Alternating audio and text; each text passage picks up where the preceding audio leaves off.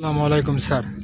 আমাদের রূপসাঘাটের এখনকার পরিস্থিতি এই যে স্যার, আমাদের রূপসাঘাটে এই যে 6 নাম্বার বল গেটটি আমরা লোডের কার্যক্রম সম্পন্ন করতে পেরেছি।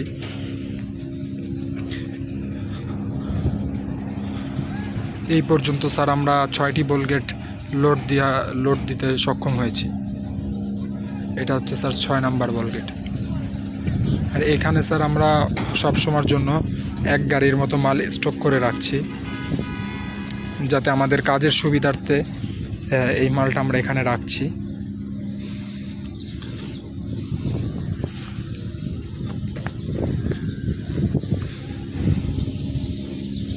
এরপরে স্যার আজকের মতো কার্যক্রম এখানেই বন্ধ।